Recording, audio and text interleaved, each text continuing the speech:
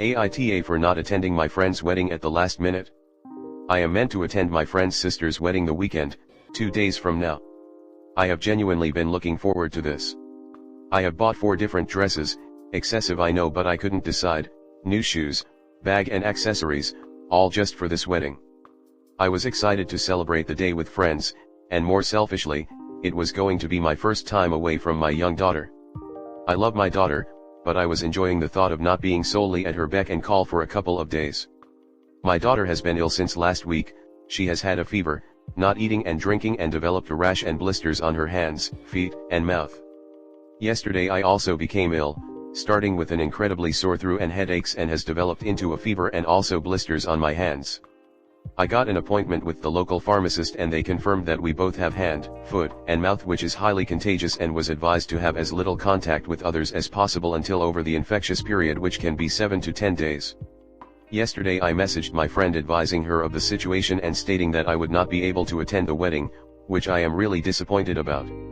I also have messaged her sister, the bride, and explained and apologized also, and have stated that I'm happy to pay if they are out of pocket due to my absence. My friend has messaged me back today basically saying that IATA for it being so short notice, that there's nothing they can do now and they can't invite someone else, and that she's incredibly disappointed in me and doesn't have words for me right now. On top of feeling physically st from being ill, I now feel like a complete DK and feel really bad. I understand it's infuriating because it's so last minute, and I would be a little pissed too if it was me, but it's not intentional and it's out with my control. I've done my best in the situation by offering to financially reimburse the bride, so I don't really know what else to do. AITA. I'll add in an edit: the bride has not messaged me at all, and is not the one that is verbalizing discontent, it's my friend that is doing this. However, neither the bride or my friend have replied to my latest messages, which I am presuming, as my friend read my message yesterday without replying and only replied today, is them ignoring me as they have been online. Edit 2. I did initially have my daughter seen last week when she initially became ill and had a fever, etc. However, they told me she was just teething, which, coincidentally, she is. I then further took her back this week when she developed her rash and blisters. Whilst there I expressed that I too was ill and was diagnosed with HFAM also. Comment. Your friend is being entirely unreasonable and ridiculous. What part of highly contagious doesn't she understand? It would be selfish of you to go ahead and join the party while contagious. It would put not only your friend but all of the other guests at risk. On second thoughts, send a message saying you've reconsidered and you will come. But ask them if they wouldn't mind letting the people on your table know in advance that you're highly contagious, so they can also organize to take 7 to 10 days after the wedding off work. And make sure to personally congratulate the bride. It's her wedding and it would be a shame for her to miss out on all the fun. Can't forget any musicians, DJs, photographers, or other staff, as well as everyone they live with or see while asymptomatic, like partners, dependents, gas station workers on the way home. My cousin and her husband literally tested positive for COVID the morning of my wedding and opted not to come. And while I was confused that she wasn't there, didn't hear from her till a day or two later, I'm very glad they didn't come and infect everyone else. From what I've heard from the people I know that have had hand, foot, and mouth, is incredibly unpleasant, and I'd be kind of pissed if I showed up at a wedding and someone at my table showed up with it and spread it to us all. My son ended up being hospitalized when he was 6 months because he spent time around his cousin who was sick, but his mom hadn't kept him home. He was coughing, and when I mentioned it, someone said, "Oh, he's just pretending." He was the only person showing any symptoms at the time, and then 5 days later my son was in hospital with complications. Also, his mom could go on a night out. My son still struggles to this day, especially during winter. He gets a cold and he's out for days with it. I always keep my children home when they are sick. Just this past week I've been unwell, and so have the kids and my partner, and I've stayed away from people. My mom rang me the other day and she's like, "Can you take me to the store?" I refused because I didn't want her to get sick, as she already has compromised health. I said, "Text me a list and I'll get it ordered online and delivered to your door. I don't want to go in a store and I don't want to pass this on." After working retail for years and catching endless colds and flu from being around loads of people, I just can't be that person to spread germs when it's not necessary. Yeah, people get sick. It's unpredictable. It's not a dick move or inconsiderate, she literally just is sick.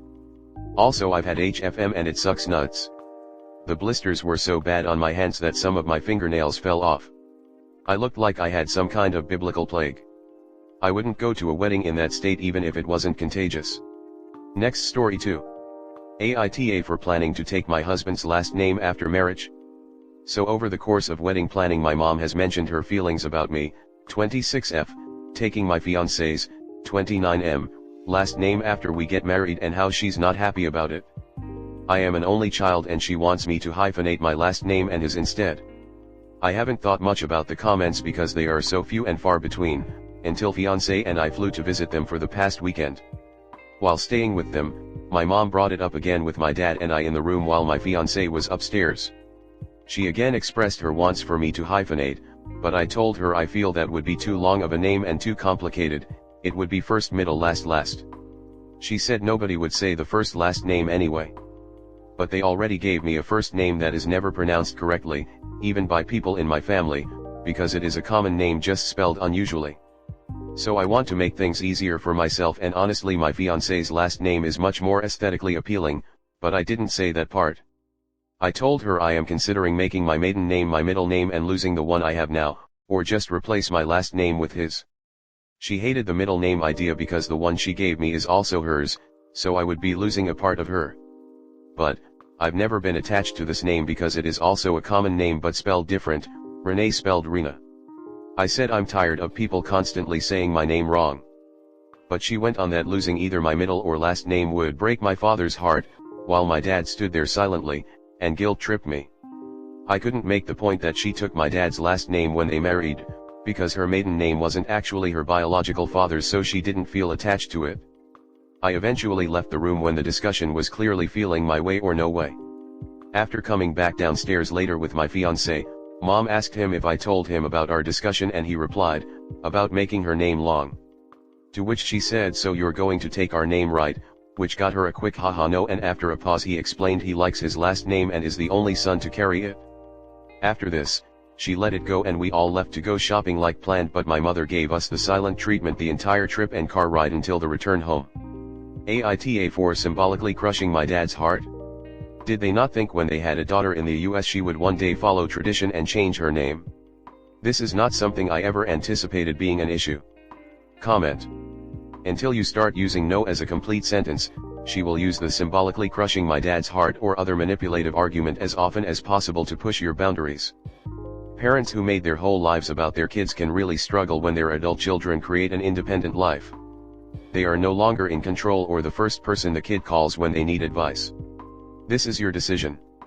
Not theirs, not even your fiancé's. You should hear him out if he has an opinion, but the choice is still yours in the end. The fact that they're laying on a guilt trip rather than respecting your choice really seals the deal that they don't have a real argument. Then laying on the silent treatment, just because you didn't roll over and do as she demanded? No. She does not have an opinion worth listening to. I'm not advising you to, or not to, take your fiancé's name. By the way, all of the options you have are reasonable and none make you an asshole. I just think the only person with the right to choose is you. You are old enough to get married, so you're old enough to choose your name.